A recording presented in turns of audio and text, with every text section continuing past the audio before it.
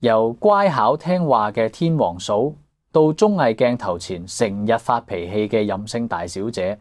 方媛呢10年嘅轉變，徹底撕開咗郭富城嘅遮羞布，打破咗郭富城苦心經營嘅完美婚姻。最近天王嫂方媛返內地參加綜藝節目，結果引嚟大批觀眾嘅批評同熱烈討論。觀眾好敏銳咁發現，係節目鏡頭前表現出嚟嘅呢個方媛，同大家一直以嚟心目中嗰個安分守己嘅成嫂完全唔同。好多人係仔細觀察同對比之後發現，原來呢個已經唔係以前嘅佢啦。由10年前佢啱啱行入大眾視野，到而家呢10年間，佢嘅改變其實好大。呢種轉變唔單止體現係外表同氣質上，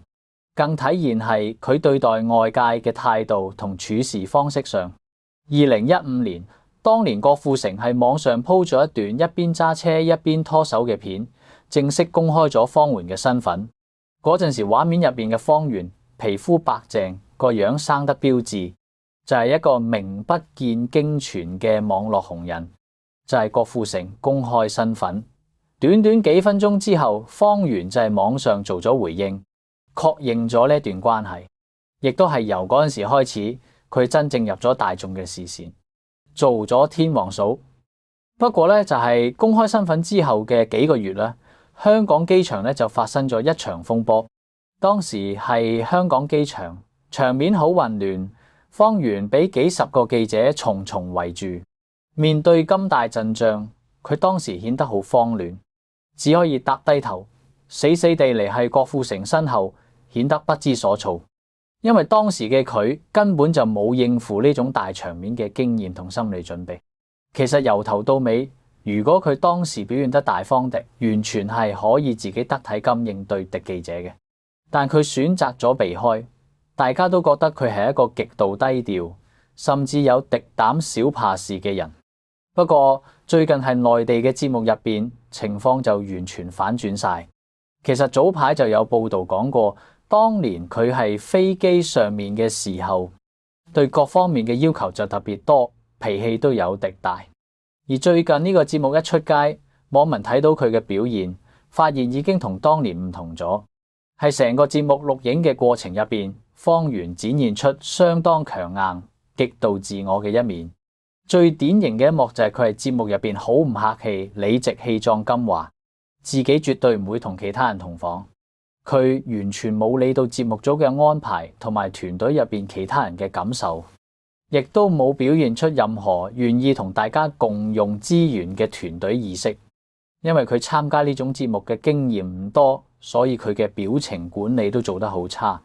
心入邊有唔開心或者唔滿意嘅地方，就直接喺塊面度表現出嚟，成日令人覺得佢帶住幾分大小姐嘅脾氣同架子。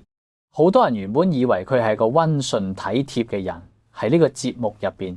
佢變咗好多，要求變到好多，脾氣都變到好大。直接做咗呢個節目出街之後，最大嘅爭議點之一。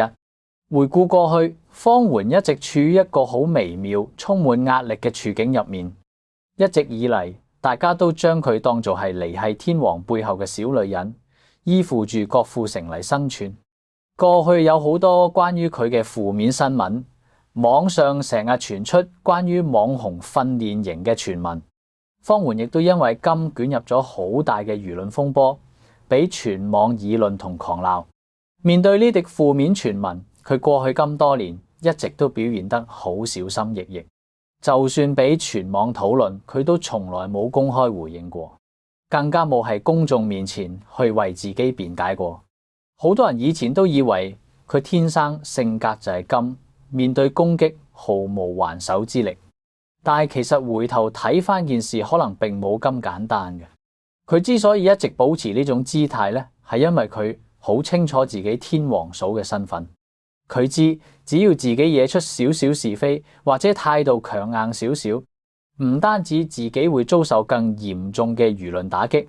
更重要嘅係會直接影響到郭富城嘅公眾形象。所以佢係好長一段時間入邊都選擇咗死忍，要保存天王嘅面子。直到而家，可能佢覺得自己已經結咗婚咁多年，有咗家庭同細路嘅保障，反而容易放鬆警惕，暴露出原本嘅真實性格。始終呢個都算係佢第一次以個人身份喺鏡頭前表現自己。當節目出街，負面評價全面爆發之後，方圓喺社交平台出咗個回應。佢喺回應入邊特登提到自己好掛住個女，試圖用阿媽嘅身份溫情嘅話題嚟幫自己開脫。佢原本係想用呢種溫柔識大體嘅形象嚟幫自己化解公眾嘅怒火，但係好多網民聽完呢番話之後，第一反應卻係唔買賬。大家最唔滿意嘅係佢係節目入邊嗰種唔想同人同房，將特權當做理所當然嘅態度。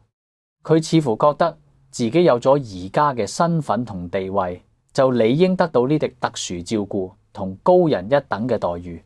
呢種高高在上嘅觀念咧，令到好多人對佢好反感。呢件事亦都令好多人再次醒起之前郭富城同方媛結婚9週年嘅紀念日風波。當時方媛喺網上鋪咗兩人慶祝結婚9週年嘅相，結果相入面展示嘅禮物睇落並唔係好貴重，顯得有啲寒酸。好多人當時就踩天王郭富城太孤寒。件事發酵之後，方媛主動出嚟澄清，話其實嗰份禮物係佢自己買俾自己嘅，借此嚟幫郭富城解圍。好多人見到呢個澄清，反而覺得方媛好叻，好識大體。佢知咁樣可以幫郭富城重新建立翻個好老公嘅形象，同時亦都鞏固咗自己識做嘅天王嫂地位。但係而家嘅真人 show 風波之後，大家對佢嘅睇法又發生咗根本性嘅改變，覺得完全唔理他人感受嘅方媛簡直判若兩人。呢種變化咧，其實同方媛嘅出身同早年經歷咧有住密不可分嘅關係。方媛喺1987年出生於安徽嘅一個普通家庭，並冇咩顯赫嘅背景。早年嘅時候咧，佢做過模特兒，亦都參加過相親節目。佢好明白，作為一個普通背景嘅女仔，想改變自己嘅命運，唯一可以靠嘅咧，就只有自己不斷嘅努力。直到2008年，佢參加咗沙灘寶貝嘅比賽，後尾慢慢發展，影咗滴雙，喺網絡上累積咗滴名氣。到咗2015年，佢正式公開咗同郭富城嘅關係，由一個小網紅一躍變成備受矚目嘅天王嫂。當年有好多人對佢冷嘲熱諷，有人覺得佢高攀咗，直到佢結咗婚，生咗2個女之後，先算係喺香港呢片土地上真正企穩陣腳。所以佢一直以嚟都好謹慎，婚後都唔係點高調，甚至係經濟消費上都俾人一種勤儉持家嘅極度低調印象。係某種程度上，呢種表現證明咗佢好識做，好清楚自己嘅定位。而家結婚9年啦，有咗細路嘅地位保障之後，佢想為自己打算，想喺公眾面前展示自己強勢同獨立嘅一面。但問題呢，佢而家喺節目入邊展現出嚟嘅呢種狀態，反而暴露出佢內心深處極度缺乏安全感。佢想要更好嘅生活，想將高貴嘅人設穩住，以為只要表現得強硬啲，要求多啲就可以得到人哋嘅尊重。但係真正嘅尊重咧，從來都唔係靠名銜換翻嚟嘅。就算你擁有幾高嘅身份，依然需要有情商同能力去處理好人際關係。佢係節目入邊嘅表現，啱啱好證明咗佢係為人處世上嘅欠缺。呢一切嘅後果對郭富城嚟講，無疑係極其致命嘅。作為香港人，我哋睇住郭富城一路行到而家，一直以嚟最睇重嘅就係面子。佢接受訪問、出席活動，連 pose 同狀態都保持住極高嘅要求。